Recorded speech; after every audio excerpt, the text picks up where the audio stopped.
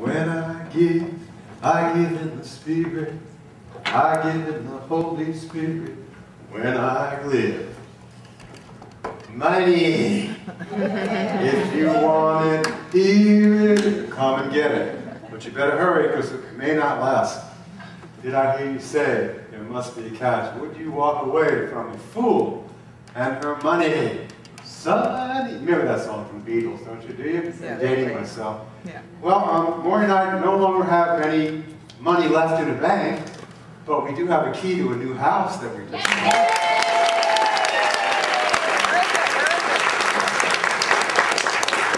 We walk in and we go, wow, it's our new place. Yay! So I guess we're not going to be just a bump on a pickle. We'll probably be staying for a little bit longer, which is good.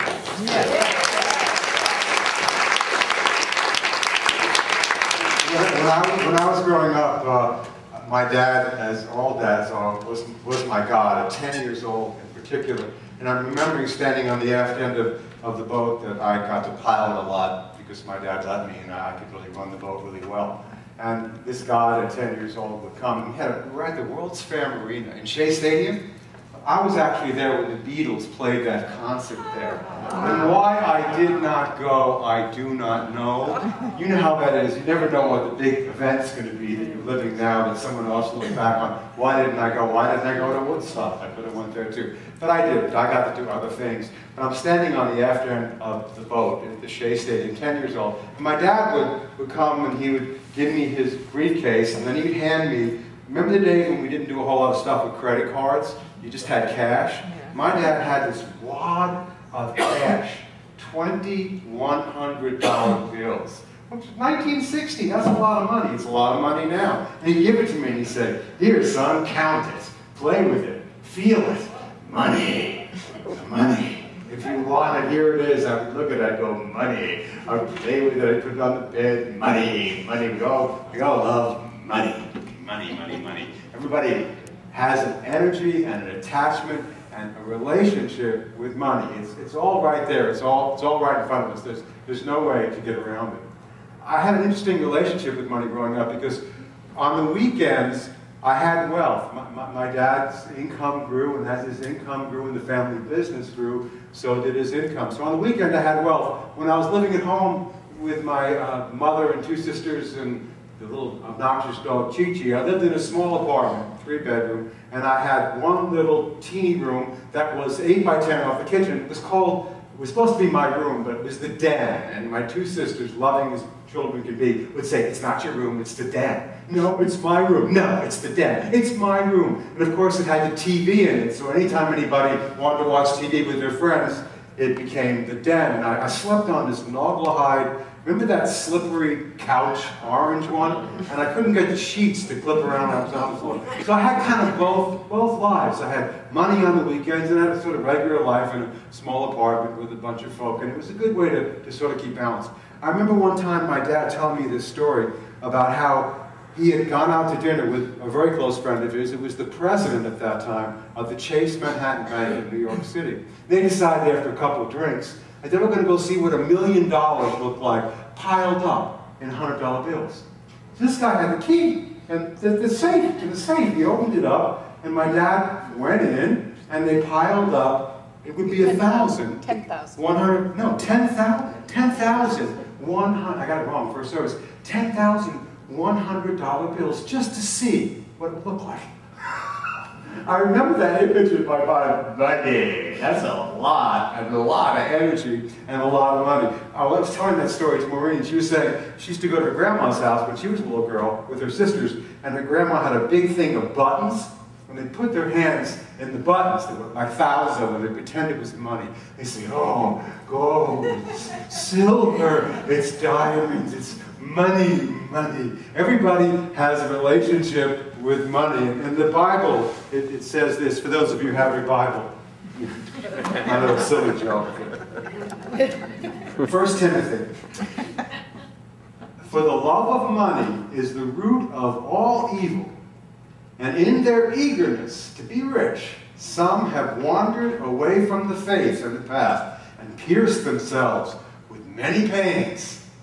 So there's money. Not that money's bad or good. It's the love of money that can cause a lot of pain in our life. So in dealing with what we're talking about for the next bunch of time together, probably for 6 or 7 weeks, we're going to be dealing with one of our favorite symbols for generosity and prosperity that we know, and that's money. Money. And this book is called The Soul of Money by Lynn Twist, and I was really happy to see that many of you had not read it. Maureen and I found the book about 5 years ago, and it's a great companion to all the other spiritual work we do, and it just stands on its own as a powerful teacher because she has dealt with people who have a lot of money, a medium amount of money, and no money. And there's certain things that she has found out that relate to our relationship to money. It's called Reclaiming the Wealth of Our Inner Resources. Deepak Chopra says, this is the right book at the right time. To anyone who wants to transform their lives in the world, I give this book my highest recommendation. So it's a powerful book, and it really will change your relationship with money. So here's this thing called money. In Unity, we say that we have a conscious, a subconscious, and a superconscious mind. Conscious mind is the typewriter on the computer. We said this a couple of Sundays ago. You type stuff in. The subconscious is where it gets stored on the hard drive. And it's just a thing that happens. It gets stored. Your memory about things when you're very young is a very powerful memory. It gets stored on the hard drive. It's just there. The good, the bad, the ugly, the sorrows, the joys. And we have a lot of energy stored on our individual and collective hard drive in our relationship to money, don't we? Money's a big one. So we're going to talk about it. We're going to make what we've been running from our friend. We're going to take a look at it, shine the light of awareness on our relationship to this thing that's a big driving factor in everyone's life. We're going to shine the light of awareness on it, because the things that remain unconscious always rule us. So we're going to make our relationship to money conscious, so we can have more of what we need when we need it to do the work that is ours to do in the world. And money is a great channel and a great vehicle for doing that. There's nothing wrong with it. But we have made it into an idol. We have given it the power it has. And now we're going to take that power back. We're going to take a look at what really is money. In the beginning of the book, she talks about a tribe of people called the Archura tribe, who lived in the Amazon rainforest, a 10 days strenuous hike into a place where until 1970, they lived their own life without ever being discovered by anyone from the outside world. That's amazing. Till 1970. And they lived and had relationships with each other. They built homes. They delivered their own babies. They took care of their life. They shared reciprocity. They shared. Everyone knew what it was that anyone needed, and they shared it. It was your good pleasure to share it. It kind of reminded me of the people in the movie Avatar who lived like that. They lived in the woods. They lived with nature, and they lived for some 2,000 years in that kind of environment without ever having any relationship with money. That's kind of cool, right? 1970, the missionaries came.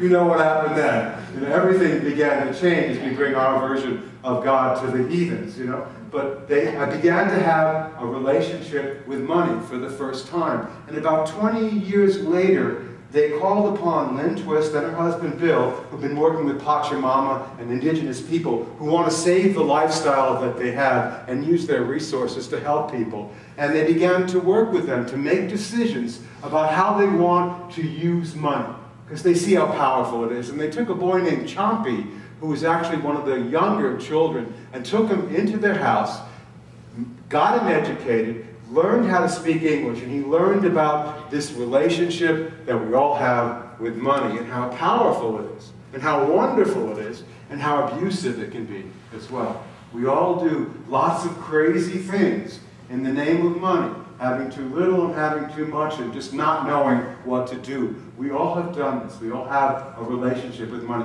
I can see it on your face. We'll be sitting at a board meeting and everything will be going on. All my years, real spiritual, everything's real great, and then we bring up the treasurer's report.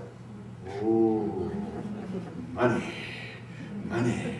Nothing can make me more depressed on Tuesday than how many people were there on Sunday? How much money came in? You're kidding me. That's not talk. That's all the money I... There it is. So you see how it is? I used to have money in the bank, now I have a house. Is it enough? Is anything ever? We take a look at, well, what is money? What is money? It's a way in which we do what? Exchange goods and services with each other. It doesn't grow on trees. It doesn't rain penny from heaven. Money is a fabrication of our own mind. We made money up, friends. It is our fabrication. It's not native to nature. It's called money. We made money up for 25 to 35,000 years. We've been using either seashells by the seashore, little pearls, credit cards now, lips on a computer screen. We've always had ways to exchange goods and services with each other. We always will have ways to exchange goods and services with each other. We have to. It's the natural way. But what's happened? It's lost its original intention. It has become a god in and of itself. And we have done that. We have given it that power. And by God, we are the ones who have to take our power back. We have given that power away. In the Bible, it talks about idol worship. It says, how do idols work? Well, someone gets a little piece of wood and they carve an idol and they say, oh, that's a pretty idol. And I made this and here it is. And we set it up and we look at it and there it is. There's this thing that reminds me of something. It's an image that reminds me of something. Well, what's happened is, with every idol, is we now, bless you, think somehow this thing that we made is now making us. We have given our power away to it. And now it works us. And we go crazy to get more of it. So let's look at our lesson summation just for a moment. Is that okay? I don't know if I told you I was going to do that, but if we wouldn't mind popping it up for a moment. Money, I love this quote, is like an iron ring we put through our nose. It is now leading us around wherever it wants to. We forgot that we are the ones who designed it in the first place. So we are going to redesign our relationship with money so it can become a friend rather than an enemy.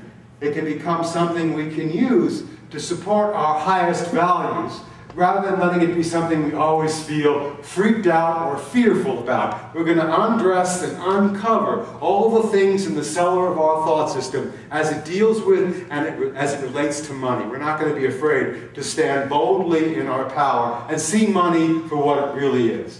So the next point, which is point number 3, says it this way. There is a natural law of abundance which pervades the entire universe.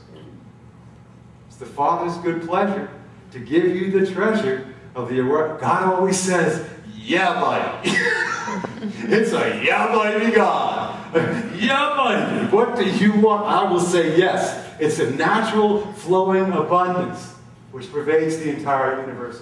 But it will not flow through a doorway of belief in lack and limitation. So I have an image for you. How many here were around when I used this hose? Well, let's see, about how many billions of mind moments ago? Okay. Well, don't be bored. Just stay with me, okay? So here we are. We are connected to this incredible wellspring of love, this unbelievable abundance. We are connected to it. It's always saying yes to us. And the moment we had the thought of missing something and went to go look for it, we began to move through this doorway. And the first thing that happened is we did what she calls in the book, created the first great lie of scarcity. The lie of not enough. The moment we did that, we tied a knot in our own being of not enough.